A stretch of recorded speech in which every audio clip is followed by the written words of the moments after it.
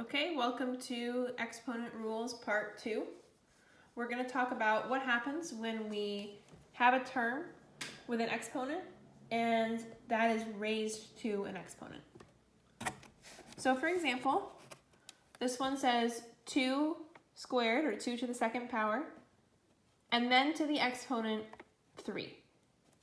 So what this means is we want to make 3 copies of this.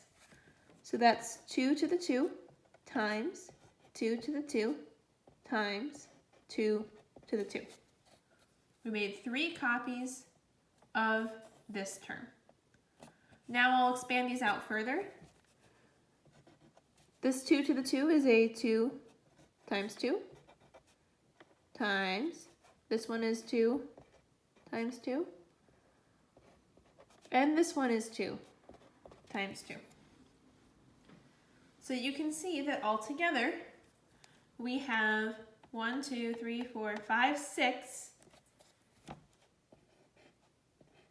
copies of 2 all multiplied together. And because this is a number and not a variable or anything like that, we can figure out what the actual answer is, which is 64. You would get 64 if you did 2 to the 2, that's 4, and then 4 times 4 times 4.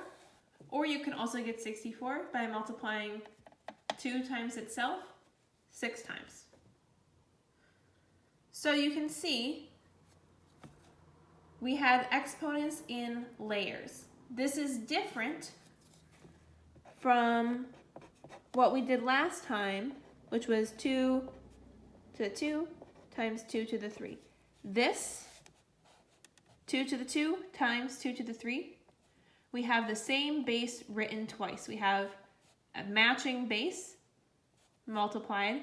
We're going to add the exponents. This would make 2 to the 2 plus 3, or 2 to the 5th. But instead, we did not add the 2 plus 3 to get 6. We had 3 copies of that 2. So we really multiplied the 2 times 3. So same base written twice, that was last time. We add the exponents. The exponents are in 2 layers. We multiply the exponents. Okay. X to the 3 to the 4. So I've got 4 copies of x cubed, and each of these has 3 x's multiplied together. So I got 3 for that one. I've got 3 for the next one. I'll put these in parentheses so it's easier to see them.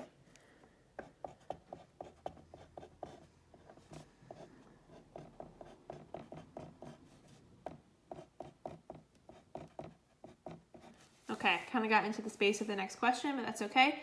We can see that I have 12 x's all multiplied together. So x to the 3 to the 4th power is x to the 3 times 4, which is x to the 12. So this equals x to the 12.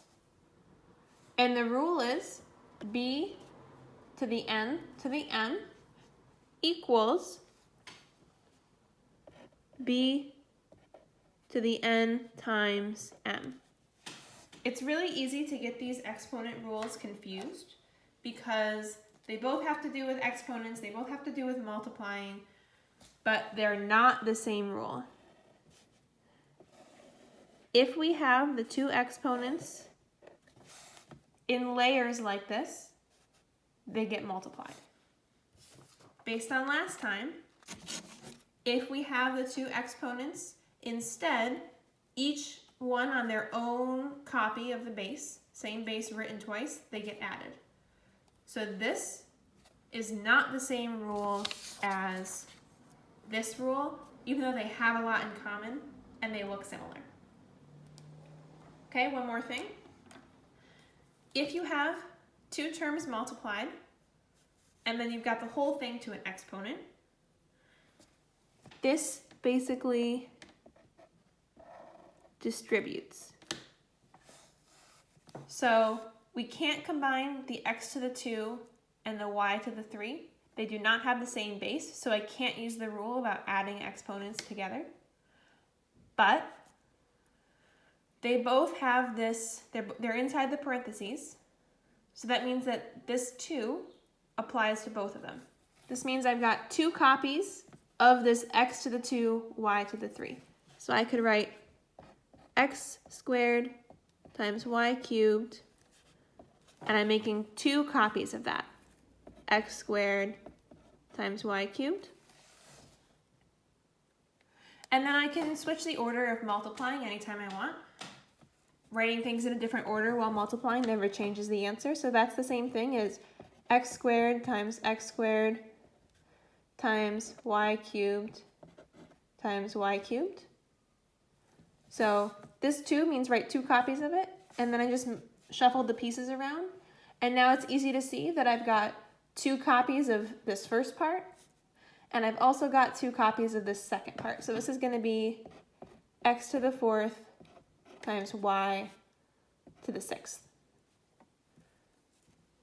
So you can think about these steps if you want to. You could write them out, but you can also just remember that when we have an exponent on the outside like this, it does distribute to each part of that term. And this would be x to the 4th, y to the 6th. Okay. So last time, after we learned the rule about dividing going with subtracting, we used that rule to help us figure out how to interpret negative exponents. And we're going to kind of do the same strategy here, where we're going to use this rule that we learned about the layers to help us understand how to interpret fractional exponents and roots. So, while we're talking about exponents, we're going to assume that all of our bases are positive. So we won't worry about imaginary numbers, we won't worry about plus or minus. In that case, the square root of x squared is supposed to be x.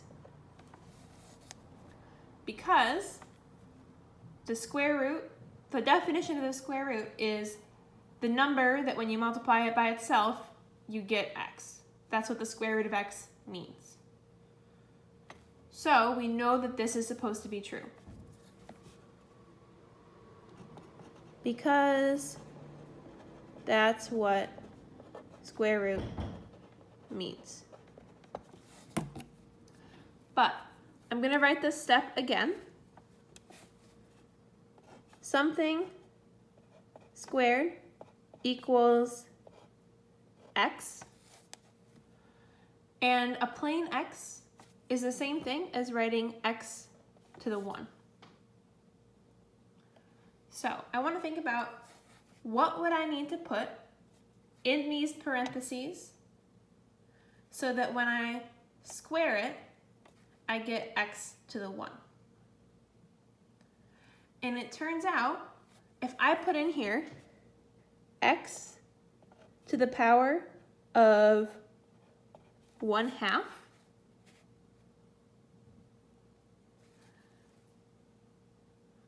these are now 2 exponents in layers, which means that the way that I deal with these layers is I multiply the exponents. That would be x to the 1/2 times 2 equals x to the 1, or x 1/2 times 2 is 1. So this equals x to the 1. So I can put square root of x here and get this equation, or I can put x to the 1/2 in the same spot and get the same result. What that means is that the square root of x is the same thing as x to the 1/2 power. They both fit into the same spot in this equation. We know that the square root's supposed to fit here because that's what a square root means. And we can figure out that x to the 1/2 fills that same role, does the same thing, because when we square it, we can cancel out those 2's and we just get x. So the square root and to the 1/2 power mean the same thing based on this layers rule. It can get confusing because we have a fraction here in our answer, but it's really important to realize this is a different rule from the negative exponents rule. If we have a negative exponent, we get a fraction involving the base. When we have a root, our exponent is a fraction. These are different rules. Unfortunately, they have some things in common that can make them easily get confused. Okay. Let's see if the same thing holds here with cube roots. So the cube root means the same thing as a square root, except that instead of squaring it to get rid of it, we cube it. So cube root of 5 cubed, these things are supposed to cancel out. That should just give us 5. And if I do 5 to the 1/3 power cubed, that should equal 5. That's 5 to the 1/3 times 3 on the left side, because the layers means multiply. And on the right side, I know that 5 is the same thing as 5 to the 1. Now I can multiply these exponents and get 5 to the 1 equals 5 to the 1. So cube root is the same thing as 1/3 power. And in general, nth root is the same thing as 1/n power. So here is a new rule for our exponents. A root is the same thing as the denominator of a fraction in the exponent. Okay. Now let's get a little bit more practice with writing fractional exponents. So 5 to the power 4/3. This means the same thing as 5 to the 1/3 times 4.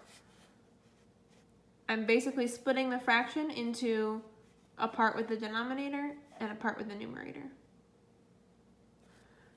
And I know that 5 to the 1/3 is the same thing as the cube root of 5.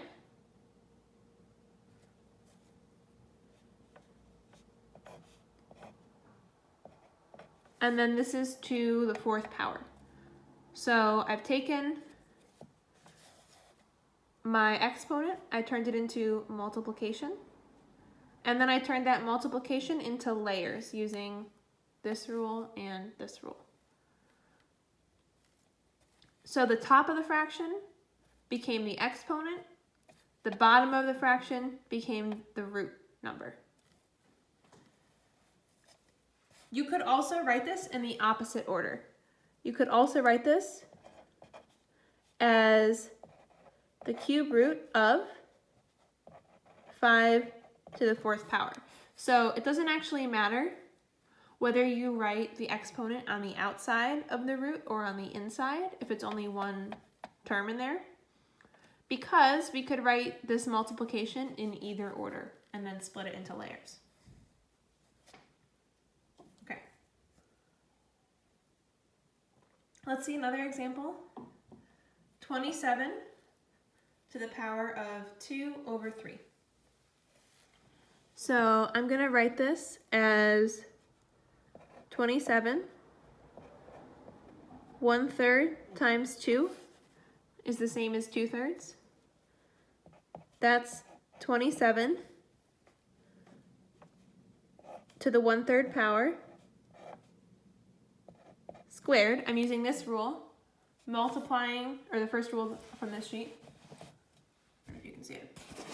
Multiplying is the same as layers. So multiplying here, I can turn into layers. And now this inside part, I'm going to turn into a root. 1/3 power, same as cube root. And then I still have the squared on the outside. It turns out that the cube root of 27 comes out to be an even rational number. There's a number where if I multiply it by itself 3 times, I get 27, and that number is 3. So this is going to be 3 to the 2, or 9. It might seem crazy that something like this simplifies to equal 9, but that is actually true. If you type it in a calculator, it will tell you 9. Okay, so the rule for this, in general, is b to a fraction power n over m is the same thing as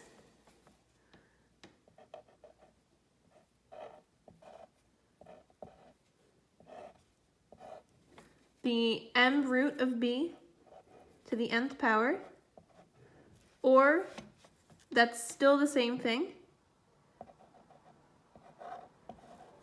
if we write the exponent inside. So we have 3 different ways with this rule of writing the same term. We can write it as a fraction, we can write it with a root and then an exponent on the outside, or we could write it with a root and an exponent on the inside. Okay, let's do a little bit of practice going the other direction. So square root of x to the 6th. I'm going to keep the x to the 6th part, and instead of square root, I'm going to write to the 1/2 power, because square root and 1/2 power mean the same thing. And now I'm going to write these exponents that are in layers, I'm going to multiply them. So x to the 6th times 1/2. 6 times 1/2 is 3, so this is just x cubed. There we go. So it turns out square root of x to the 6th is the same thing as x cubed. As long as x is a positive number, but we're assuming for exponent rules that they all apply to positive number bases. Okay. This one is a little trickier. So we've got the cube root of x to the 4th. I can write this as x to the 4th to the 1/3 power. This is x to the 4 times 1/3 power, or x to the power 4/3. Or I could just use this rule to kind of skip ahead, recognize that I have this format, and turn it into this format. These are 2 different ways of writing the same thing. Now, you could just leave it like this, and for most purposes that's fine, but let's take it a little bit further. Let's think about simplest radical form with this. So we've got x to the 4/3. I can write that as x to the 1 and 1/3. That's the same as x to the 1 plus 1/3. Now I have a whole number part and a fraction part. This is x to the 1. I have addition in the exponent. That translates into multiplying. So I have x to the 1 times x to the 1/3. X to the 1 is just x, and x to the 1/3 is the cube root of x. So it turns out that this is the same as this. This is kind of using all the rules together, but for most problems, this would be fine. Okay, thanks for tuning in. We will get more practice with exponent rules.